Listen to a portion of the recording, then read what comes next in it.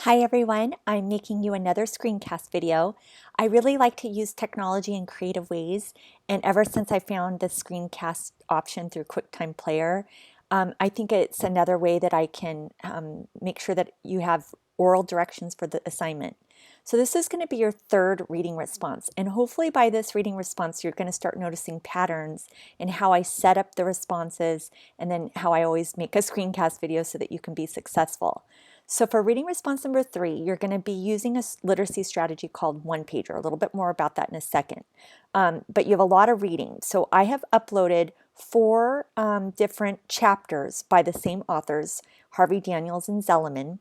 They're PDF files, and it comes from a book they wrote called Subject Matters. And again, the rest of the reading is down here. Make sure to download all 4 of those chapters. And then for chapter 1, I want you to do the following. You're going to write notes. And when I say write notes, you can write any kind of note that makes sense to you. So a lot of people have different ways and different styles of writing notes. So some people like to print the chapter and write in the sidelines. Or underline and bold things and with their highlighters. Some people like to open up their computer and take notes in some kind of structured note-taking format that they've learned along their way in school. Some people don't even need to write notes because they have photographic memories. I wish I did, and there is a percentage of the population that does. So if you have a photographic memory, maybe you don't need notes. But I'm not going to collect your notes. However, in class, I'm going to be giving you a quick write where you're going to be able to refer to your notes. So if you're like me, I like to refer to my notes. You'll want to have something so that you can efficiently answer the quick write and quickly, hence the name quick write. You're going to be doing something quickly. And to guide your notes, here are some suggested prompts to help you focus in on chapter 1. Again, all of this relates to chapter 1. So read this chapter. And by the way, there's a little suggestion here. This is a suggestion. It is not required. So I just want to emphasize that. In chapter 1, you're going to meet a bunch of teachers and students from a high school called Best Practice High School. It's out of Chicago, Illinois. And they designed a curriculum around this book called Fast Food Nation. Now, some of you may have read it before, and it's also a movie, so some of you may have seen the movie.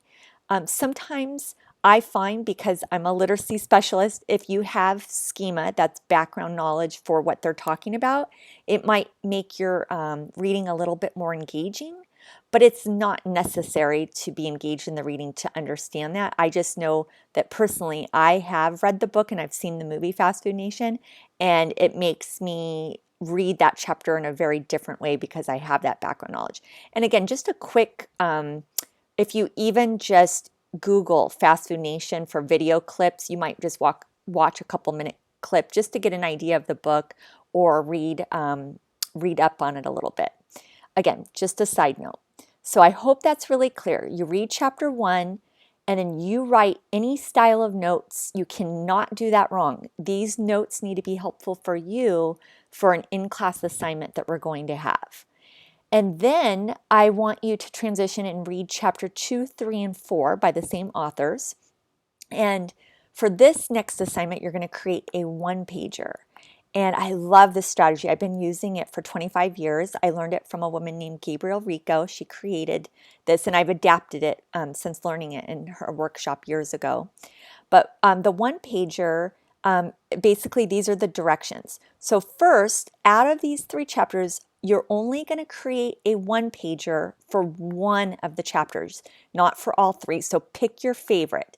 And it's always funny to me, some people choose the shorter chapter because maybe they're not going to read the other ones. Of course, I'm holding you responsible for reading all 3 because this is for your future and for your current teaching. It can be very helpful, but I know too that I'm only holding you accountable to do a one-pager for one, so I know that some people might skip out. But the shorter chapter isn't always everyone's favorite. So look at all 3 of them and see which one you like the most. And then create a one-pager. And what is a one-pager? Follow these 5 criteria to create a one-pager and you will be complete. So the first thing you want to do is you can use any tool to create a one-pager. And I'm thinking like an 8.5 by 11 page. So the size of, this page here, get it all on one page. That's what's appealing about a one-pager. You're not going on and on and on with several pages. And I want you to find 2 of your favorite quotes from one of those chapters. So just in the page numbers, put it somewhere on the page. So if you were opening up a new page or you want to draw this, I mean, you can use any format. If you want to do it in PowerPoint, whatever web tool you like, or if you want to draw it with the old-fashioned pen and pencil in color on white construction paper and take a photo of it and upload it, that is fine. So again, I want you to bring your creativity, and that's why I'm not showing you an example, because if I show you an example of someone's creativity, that might make you think that that's what I expect. I have never seen one pager look alike, and that's why I like it. They're all different because they're what you, your creativity and what you bring to it. All that matters if you want your points is that you bring 2 quotes to the one page. So find 2 quotes that you really liked, that you think captured the essence of what that chapter was about. Then I want you to have some kind of illustration. And when I mean this is, again, I am not an artist. So when people say to draw something or to illustrate, I get a little nervous because I'm not an artist, but that's not what I'm asking here. Now, if you are an artist and you literally love to draw and paint and want to do that for your illustration, go for it. But if you're like me, I tend to use clip art from Google Images, and copy and paste images, or you can find photos. It just might even be the way you organize the information on the one page that represents your creativity. But somewhere I need, and so these images can be big scale or small scale, but just know these, somewhere on the page, I need to see some kind of image that the image should reflect what the reading was about. So if I can't make meaning of that, that might confuse me, and I'll talk to you about it, but please try to have your illustration match what you read. So be creative. Again, these illustrations can be concrete or abstract. It's what how you were comprehending the text. Then somewhere on this one page, I want you to write 4 single words. So again, these single words are about your reaction, your thoughts, your ideas about the chapter. So get it down to 4 words, and you can put these 4 words anywhere on the page. Because they're single words, they will stand out to me. So if you want to write them in a linear fashion in the corner, that's fine. Or if you just want to hit this in a linear way, not a problem. But if you're doing something really creative, maybe you're gonna blend your words with the illustration. So just know that somewhere on your page, I need to find 4 single words. And then I want you to have one personal statement that inspired you from the text. This should be a "I think" or "I now know." It should have the voice of I. This is your personal opinion and statement about how you react to the chapter. And then lastly, somewhere on your one page, write 2 questions. And these 2 questions are, there's so many different ranges of questions, levels of questions, I should say. You can ask a rhetorical question. It can be a literal question that you want me to answer, or you want everyone in class to answer, or maybe the author to answer. You can ask philosophical questions. Maybe they really can't be answered, but you're thinking philosophically now that you've read whatever's in the chapter that's inspiring you to ask this. So again, I think the longer I teach, the more questions I have than always having answers. So I think it's really good for us to question and wonder all the time once we read something. So continue to practice your question muscles by asking or writing to somewhere on the page. So that's a one pager.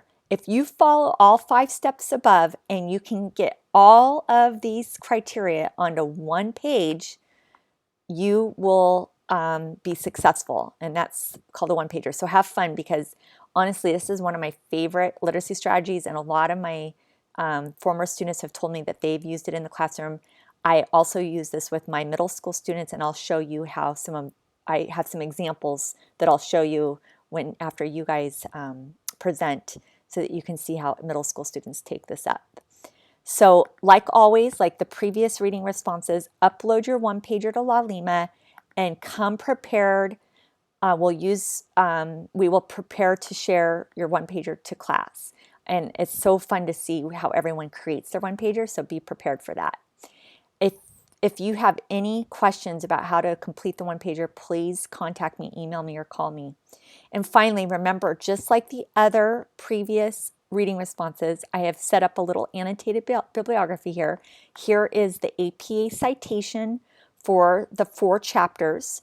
And again, this is your one-pager. If you save that, it does the job. But again, throughout the entire program, you want to be able to have notes and quotes to be able to refer to as you progress through our program. And that's why I have this reminder for you to make sure that you're keeping track of all of these articles and these citations so that you can use them for academic formal papers down the road.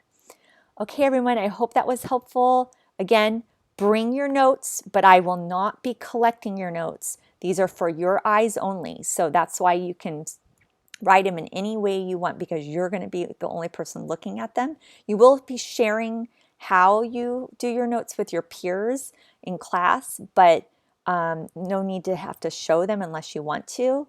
And again, and then create a one-pager for just one of these 3 chapters, but read them all. Okay, thank you, everyone. And please feel free to ask me about this in class as well if you have any continued questions.